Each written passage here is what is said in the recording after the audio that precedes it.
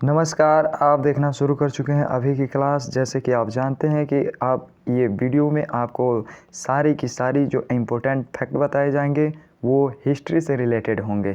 ठीक है, जैसे कि आप थंबनेल देख के जान चुके होंगे कि इस वीडियो में हम हिस्ट्री के वो सारे प्रश्न डील करेंगे, जैसे सूरत अधिवेशन 1907 क्या है, पार्लियामेंट सुधार 1909 क्या है और दिल्ली दरबार 1911 क्या है। इन सारे बारे में हम डिटेल से जानेंगे। बंगाल विभाजन क्या है, स्वदेशी आंदोलन क्या है। ठीक है, तो आप हमारे वीडियो में बने रहें। अगर आप हमारे चैनल पर नए हैं तो ज़रूर आप कम से कम 1-2 वीडियो देखिए। अगर वीडियो अच्छा लगता है तो वीडियो पे जाके आप क्या कीजिए, सब्सक्राइब कीजिए, बेल आइकन को प्रेस कीजिए और लेटेस्ट अपडेट ताकि आपके पास पहुंचता रहे।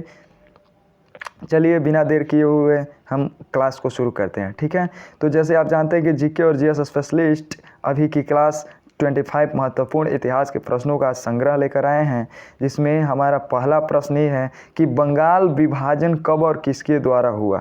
ठीक है, तो बंगाल विभाजन कब और किसके द्वारा हुआ, जब ये इम्पोर्टेंट प्रश्न पूछे जाते हैं तो इसका आंसर होता है 1905 में लॉर्ड कर्जन द्वारा। ठीक है, और ये 16 अक्टूबर को हुआ था। ये याद रहे, ये डेट बहुत महत्वपूर्ण है, 16 अक्टूबर। ठीक है, अगले क्वेश्चन की तरफ मूव करते हैं। बंगाल में बंग भंग आंदोलन की घोषणा कब की गई। बंगाल में जो बंग भंग आंदोलन की घोषणा कब की गई, तो 20 जुलाई को।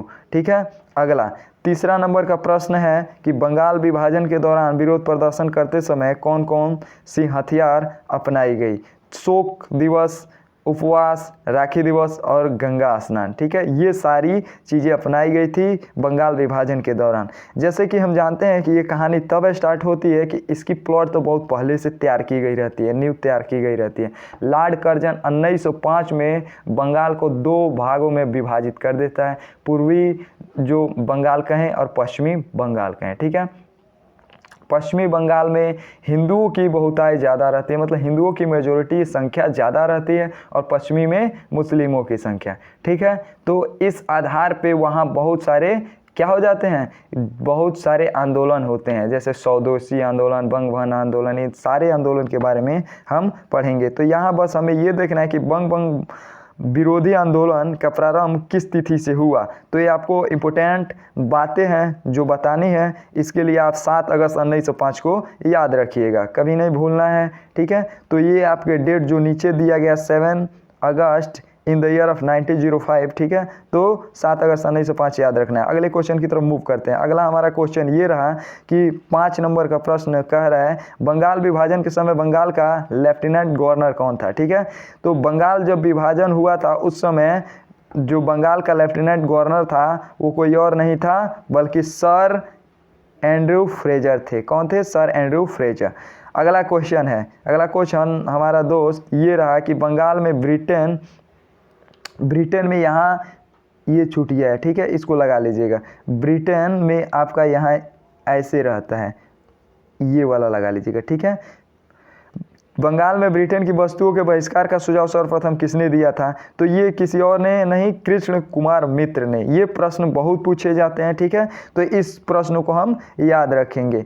ठीक है, तो मित्रों इस प्रश्न को आपका राइट आंसर जो होगा उसको याद रखना है, कृष्ण कुमार मित्र ने। ठीक है, अगले क्वेश्चन की तरफ मूव करते हैं दोस्त। अगला क्वेश्चन जो 7 नंबर का है, बंगाल विभाजन के विरोध में हुए आंदोलन का नेतृत्व, लीडरशिप जिसे बोला जाता है, वो किसने किया था? ठीक है, तो इसकी जो अगुवाई की थी, या लीडरशिप बोले या नेतृत्व बोले, सारे बातों के लिए एक ही व्यक्ति क्या थे, नेतृत्व करता थे, वो थे सुरेंद्र नाथ बनर्जी। ठीक है, तो इनकी नाम याद कर लेना है और आपको आसानी से बता लेना है। ठीक है, नेक्स्ट प्रश्न की ओर बढ़ते हैं, मूव करते हैं अगले क्वेश्चन की तरफ। अगला क्वेश्चन है बंगाल विभाजन का प्रमुख कारण क्या था। ठीक है, जैसे कि आप देख रहे हैं कि ये जो नोट्स हम खुद से लिखित आपको प्रोवाइड कर रहे हैं, इसमें कलेक्शन ऐसा लिए हैं जो कि सभी प्रश्न सेलेक्टेड हैं और हर एग्जाम के लिए महत्वपूर्ण है। यहाँ तो ये स्पेशलिस्ट अभी पेट के लिए पढ़ाए जा रहे हैं, लेकिन एसएससी, रेलवे, बैंकिंग, ठीक है, यूपीएससी, सबके लिए उतने ही कारगर साबित होंगे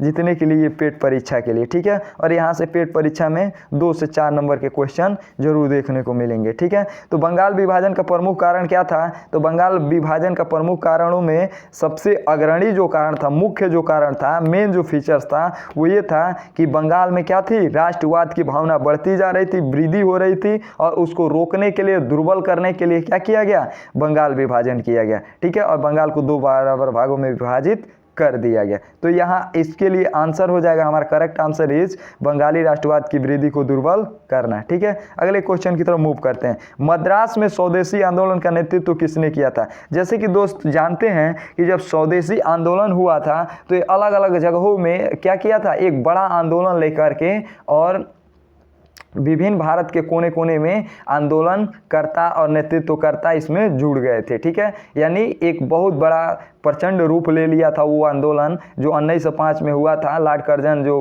बंगाल विभाजन के दौरान। तो स्वदेशी आंदोलन जो मद्रास में हुआ था, ठीक है, जैसे बहुत जगहों पे हुआ था, दिल्ली में हुआ था, मद्रास में हुआ था, ठीक है, कलकत्ता में हुआ था। कलकत्ता में शुरू होता है सुरेंद्रनाथ बनर्जी द्वारा, और ये पूरे भारत के कोने कोने में अलग अलग जैसे कि फैल जाता है। ठीक है, तो यहाँ मद्रास में जो नेतृत्वकर्ता थे आंदोलन का, जिसने नेतृत्व किया था, वो चिदम्बरम पिल्ले थे। कौन थे? चिदम्बरम पिल्ले। इस क्वेश्चन के लिए हमें ये ऑप्शन याद करके रखना है कि इस क्वेश्चन के लिए चिदम्बरम पिल्ले थे। ठीक है, अगले क्वेश्चन की तरफ मूव करते हैं। निम्नलिखित में से कौन से व्यक्ति स्वदेशी आंदोलन का नेतृत्व दिल्ली से किया था? ठीक है, जो मद्रास से किए थे वो चिदम्बरम पिल्ले थे, और बात जब दिल्ली की कही जाएगी, ठीक है, तो उसके लिए आपका करेक्ट आंसर होगा सैयद हैदर रजा। कौन होंगे? सैयद हैदर रजा। तो आपको ये याद कर लेनी है। ठीक है, याद कर लेंगे तो अच्छा ही रहेगा, क्योंकि कभी भी जो शिक्षा है वो बेकार नहीं जाती। अगला क्वेश्चन जो 11 नंबर का है, भारत की प्राचीन कला परंपराओं को पुनर्जीवित करने के लिए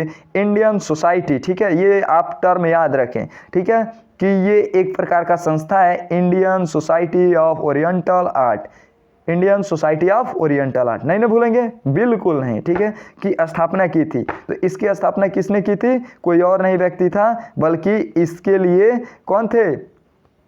इसके लिए करेक्ट आंसर होगा रविंद्रनाथ टैगोर। देखना, रविंद्रनाथ टैगोर और रविंद्रनाथ टैगोर में बहुत का फर्क है। ठीक है, बात गीतांजलि की जाएगी या बात जनगणमन की जाएगी, तो वहाँ कौन साबित होंगे? वहाँ सही साबित होंगे रविंद्रनाथ टैगोर। लेकिन ये रविंद्रनाथ टैगोर ये अलग है, ये इनका भी संबंध बंगाल से है, लेकिन ये उनसे अलग है। ठीक है, नेक्स्ट अगला जो क्वेश्चन है, कांग्रेस का अधिवेशन 1936 जगह आयोजित किया गया था। तो कांग्रेस का जो अधिवेशन 1906 वाला हुआ था वो कहाँ हुआ था जी? कलकत्ता में। और कलकत्ता में इसकी जो अध्यक्षता थी, किसकी अध्यक्षता में संपन्न हुई थी? तो ये बात जब पूछी जाएगी तो आपको आंसर लगाना है दादा भाई नौरोजी। कौन? दादा भाई नौरोजी। और ऐसा माना जाता है कि कांग्रेस के प्रथम जो अध्यक्ष पारसी थे वो दादा भाई नौरोजी थे। और ये आप कमेंट करके बताएंगे कमेंट बॉक्स में कि दादा भाई नौरोजी कितने बार कांग्रेस अधिवेशन की अध्यक्षता की है? 3 बार, 4 बार। हम आपको यहीं इर्द गिर्द में बता रहे हैं, 3 बार, 4 बार। इसी में कमेंट कीजिएगा कौन ऑप्शन सही है। 3 बार, 4 बार, 2 ही ऑप्शन दे रहे हैं। ठीक है, तो आप नीचे कमेंट सेक्शन में इसका क्या करेंगे? लिख डालेंगे। चलिए अगले क्वेश्चन की तरफ मूव करते हैं।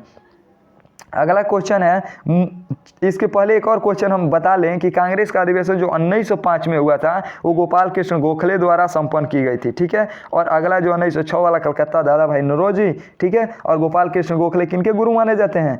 महात्मा गांधी के। ठीक है, और गोपाल कृष्ण गोखले के रनाडे जी थे। ठीक है, उनके गुरु रनाडे। ठीक है, अगले क्वेश्चन की तरफ मूव करते हैं। तो ओके, इतनी क्वेश्चन दोस्त तुम लोग को याद रखना है। क्यों? क्योंकि ये सारी चीज़ें इसी से शुरू होती है और इसी पे ख़त्म होती है। मुस्लिम लीग की स्थापना कब और कहाँ हुआ था? तो अब जो नया क्वेश्चन बना है ये बना है कि मुस्लिम लीग की स्थापना, ठीक है, जैसे कि हम जानते हैं कि 1906 में एक नई पार्टी क्या आई? प्रभुत्व में आई, जिसका नाम था मुस्लिम लीग। तो इसकी स्थापना 30 दिसंबर 1906 को ढाका यानी बांग्लादेश की जो राजधानी पड़ती है वहाँ संपन्न की गई, यानी वहाँ हुई थी।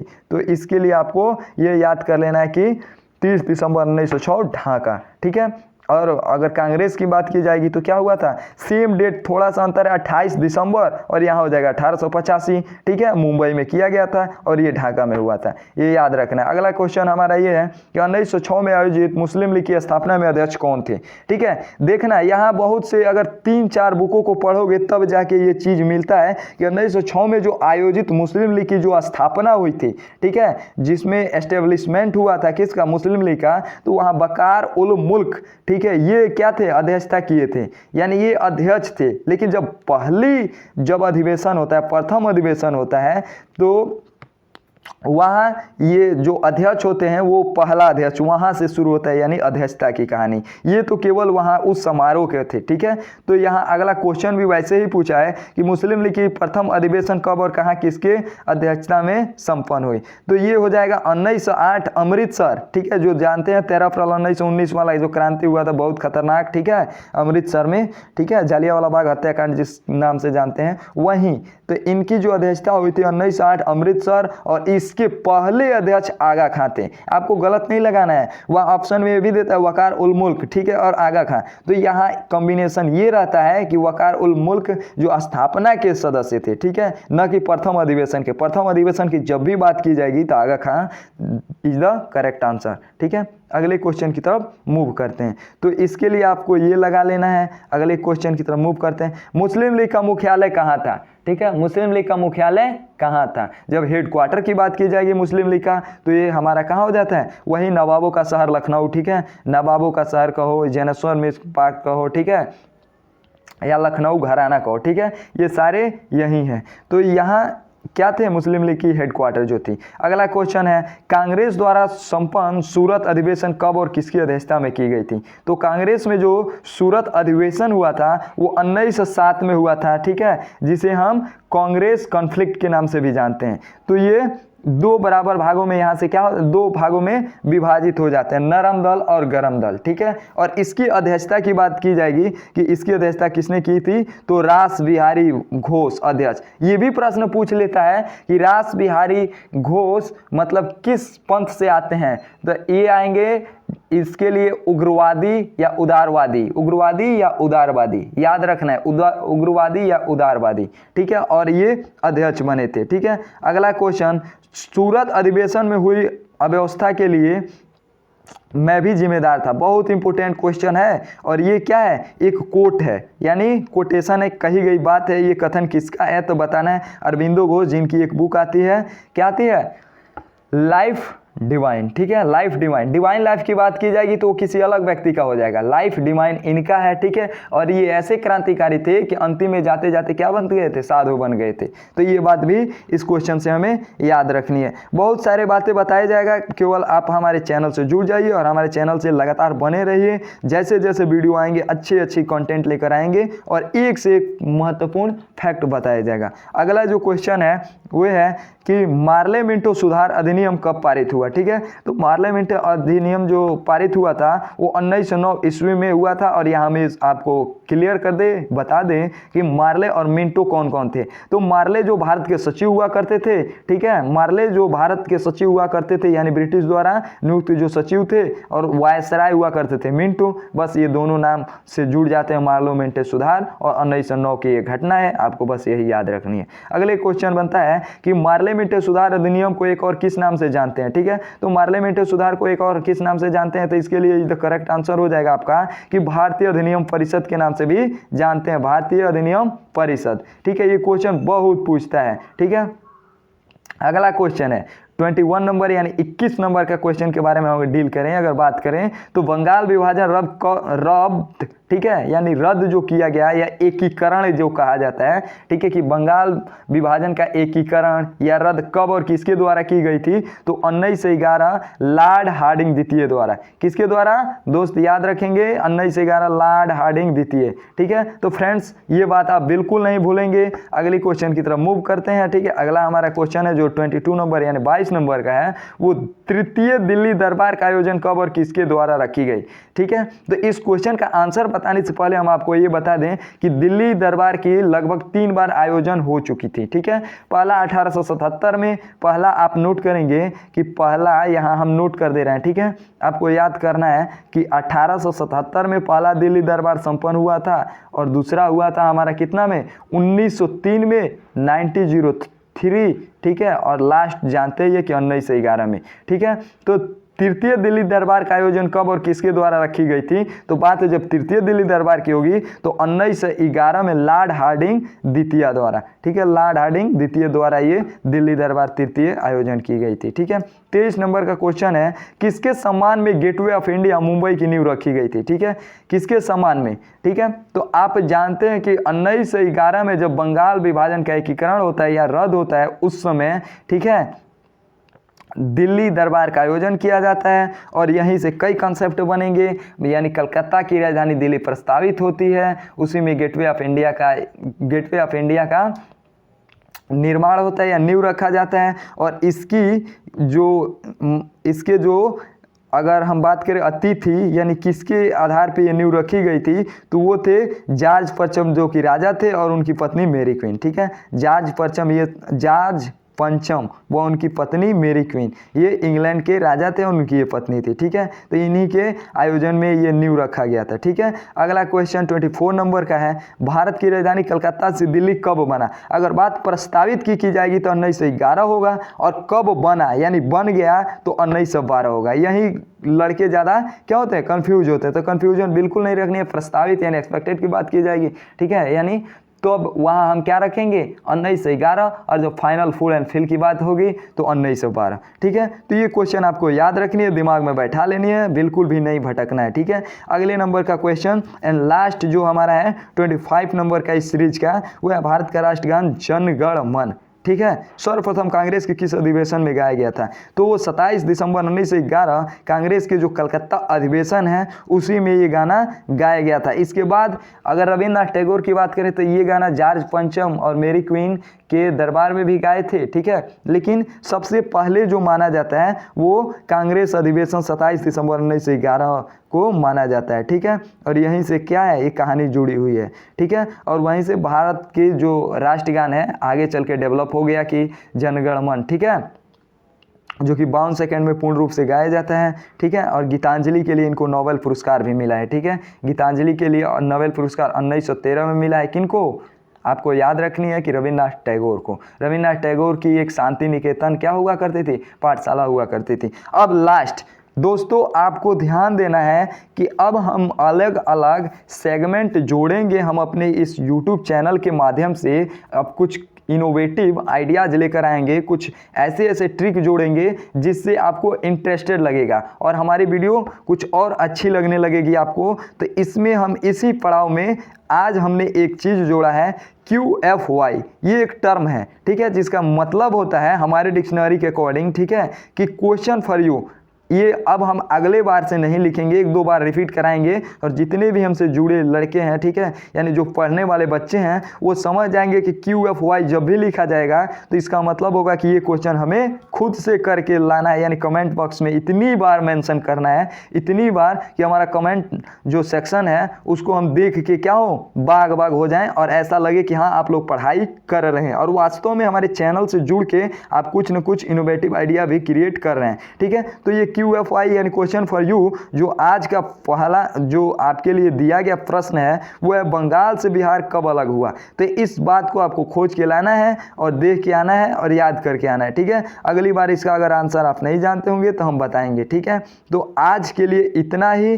Thanks for watching and joining me. ठीक है, और आपको करना क्या है कि हमारे चैनल से अभी तक आप नए हैं, अगर हमारे चैनल पे पहली बार विजिट किए हैं तो आपको अगर ये चैनल अच्छा लगता है हमारे चैनल को सब्सक्राइब कर लें, बेल आइकन को प्रेस कर लें ताकि आने वाली अपकमिंग वीडियोज आपके पास सबसे पहले पहुंचे। ठीक है, तो आज के लिए बस इतना ही और आप आसानी से क्या करें, इस वीडियो को देखें। अगर पहले शुरू में ये कीजिएगा कि आप वीडियो को देखने से पहले स्किप तब कीजिएगा जब वो आपको क्वेश्चन आ रहा हो। अगर आपको क्वेश्चन नहीं आता तो वीडियो को पॉज करके और क्या कीजिएगा, ध्यान से देखिएगा, समझिएगा। ठीक है, तो हम आज के लिए इतना ही। Thank you.